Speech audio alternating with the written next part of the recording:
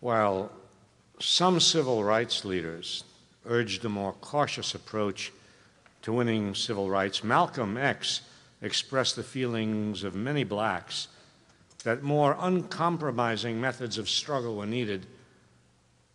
Like members of the Black Panther Party, Malcolm X advocated the right of armed self-defense for blacks and other oppressed groups who lived in so violently racist a society as the United States. Here is an excerpt of a speech Malcolm X delivered in Detroit, Michigan. 2 years after giving the speech, February 21st, 1965, he was assassinated in New York City.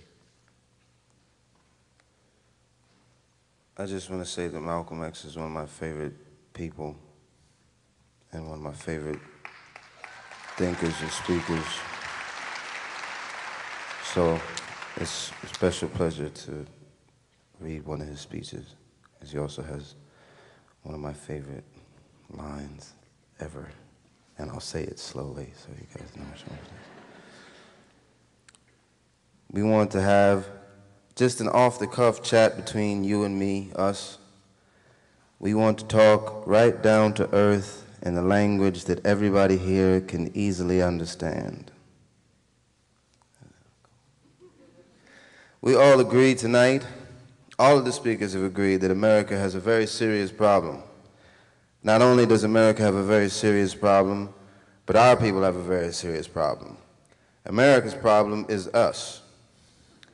We're her problem. The only reason she has a problem is she doesn't want us here.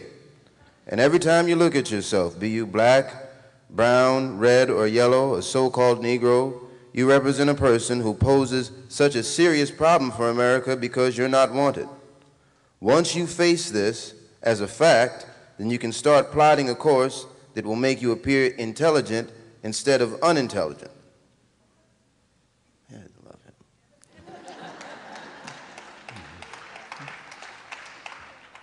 What you and I need to do is learn to forget our differences. When we come together, we don't come together as Baptists or Methodists.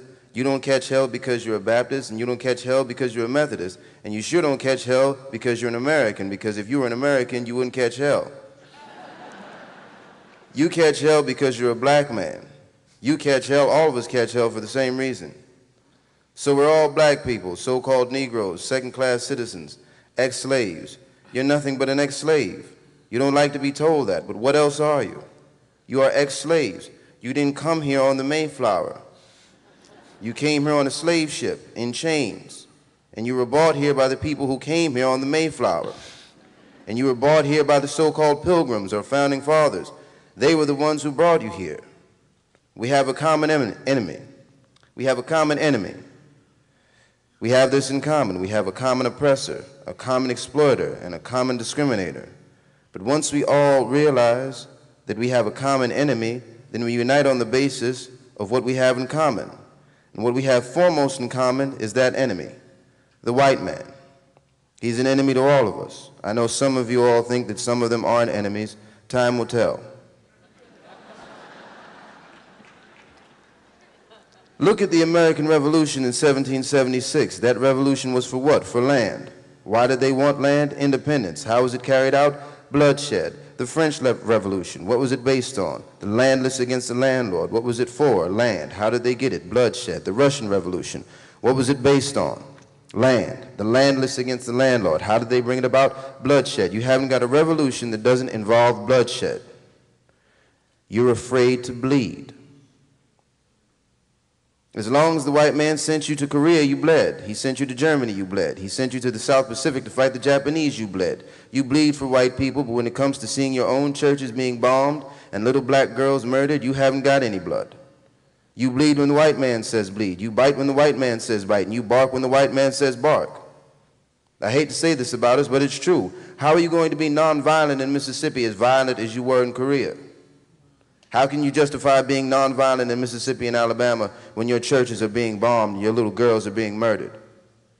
If violence is wrong in America, violence is wrong abroad. If it is wrong to be violent defending black women and black children and black babies and black men, then it is wrong for America to draft us and make us violent abroad in her defense of her.